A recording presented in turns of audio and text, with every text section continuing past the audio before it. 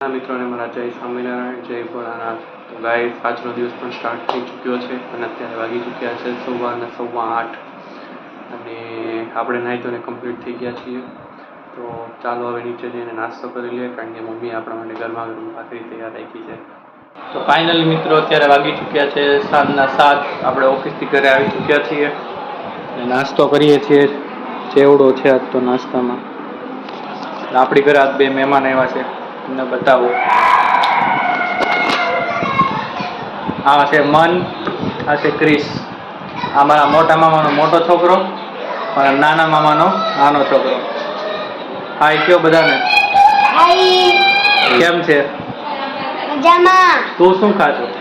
ચેવડો. મારી જેમ તુંય ચેવડો ખાશો? અમે બે ચેવડો ખાવી છે. શું કેવું? રોકાવાનો ને? કપડાં લઈને આવ્યો છો? કેટલી જોડી છે? 2 જોડી. 2 દિવસ સુધી રોકાવાનો? તો કાલ રજા છે?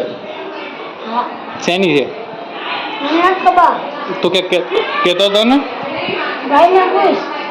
એને તો ખબર જ છે, આ તો તને પૂછું છું હું. આવી ચૂક્યા છે ટેરેસ પર. પવન બહુ સારો હતો એટલે મમ્મી કે ઉપર જાઓ બેસવા.